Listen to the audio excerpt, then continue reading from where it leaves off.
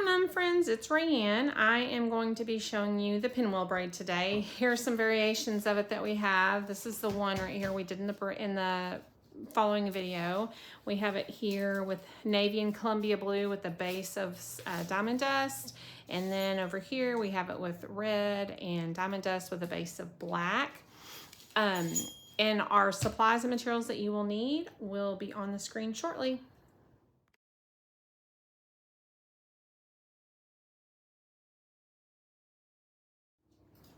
All right, Mom Friends, we got our materials and we're going to be making a pinwheel braid now.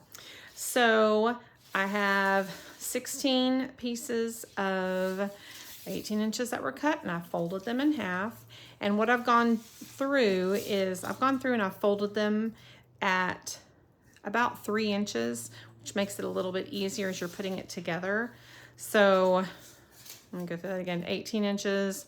It's folded in half, so you have the same on the front and back, and then you take them and you fold them again at about 3 inches. This helps when you're putting together your pinwheels. So I've got all those, and I'm going to make a pattern on my braid. You don't have to do that. You can do whatever you would like. And go through and get my ribbon all straight here. I want the shiny sides both facing out. Then I'm going to go up about 4 or 5 inches and I'm going to fold it back, okay? And when I fold it back, I want to fold it kind of at a little bit of an angle. Then I'm going to take my 18-inch folded piece and go down at that 3 inches. So this at here is going to go over the 3 inches, is going to go on the front, and the 6 inches of it will be on the back, and I'll make it at an angle like this.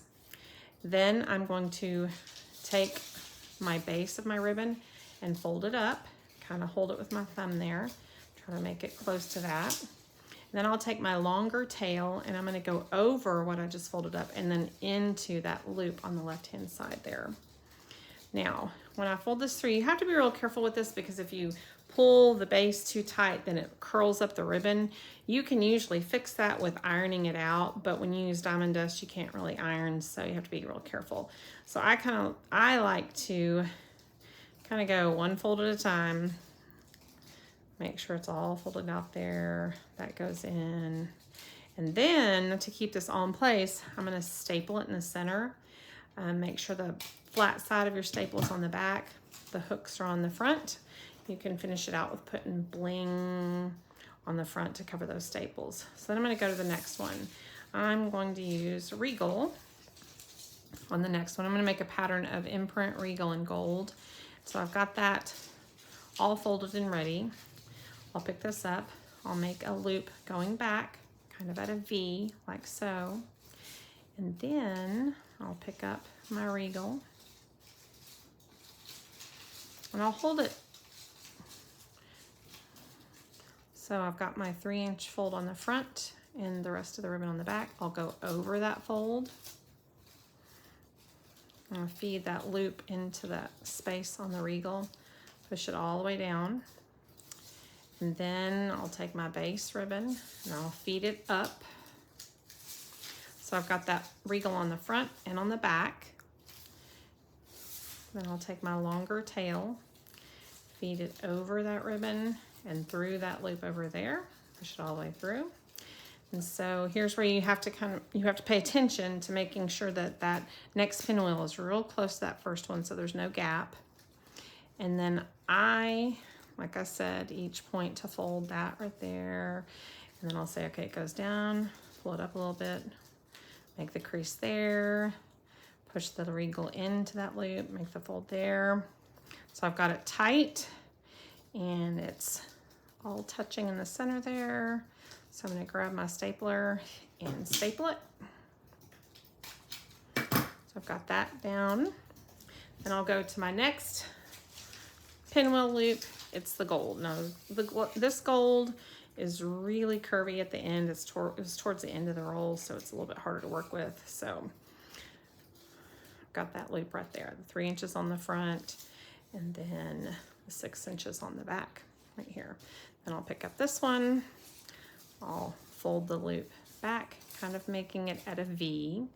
I'll stick that over so it goes right through that loop right there. Push it all the way down. Pull that up a little bit more. So I'm going to take the base of the base of the braid up, and then I'll take the longer piece of the gold, go over that piece and in that loop over there. And then I'll make sure it's as close to the regal as possible. Make a little crease, follow the white up, make a crease over that one. It goes down and back, make a crease over the gold right there. But again, don't fold it too close or too tight to the gold, or it'll make the gold curve. And then you'll push that in like that. Then I'll grab my stapler and staple them all together like so. And then I'm just going to repeat the pattern imprint regal gold all the way up. And we're gonna move this along so it doesn't take so long to watch the video. All right, so we've braided all of our pinwheels and we need to finish it out and trim it up. And so what I like to do is, I love these mats because you can line it up. So I'm lining up the edge of the white pretty close to that. And then I'll take my scissors, handy dandy scissors, and just go up the line and trim.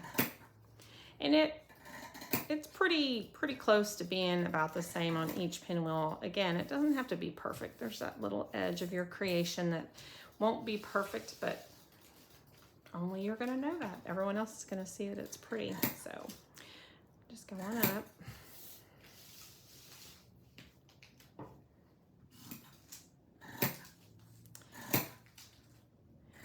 And on the middle of these, we've got some bling that we're going to use on it. There's so much bling out there and there's so much you can do with it. We like to layer ours. So I'm going to show you us layering some bling that we have and how it just changes the look of the whole bling. And so see, I've kind of gotten it a little bit shorter on the end there, so it's not going to be perfect near the top. That's okay. That one I got a little tight, but I'll just flip it over and I'll do the same thing with the other side.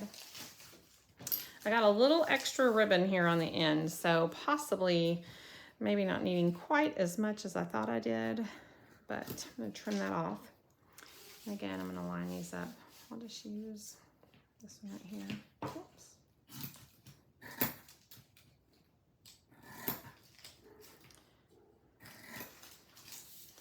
And I saw this, the video for this, it was a YouTube video, and I think her name is Just Mama Crafts.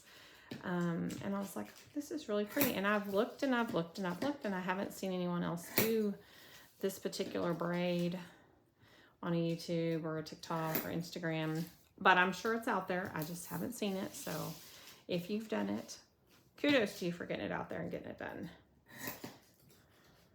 Sabrina kept telling everybody, she'll be coming this summer. And so here it is summer, middle of summer, and I'm finally getting to making some videos with you guys. So the last one, trim it out. And this ended up being right at 1 yard.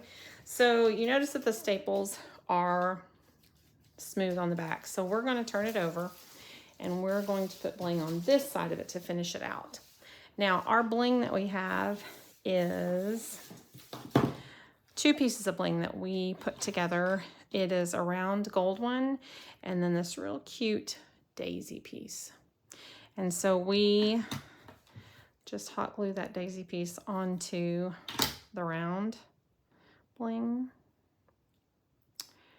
And with the magic of video and a great friend to glue it together for me, we have these all put together.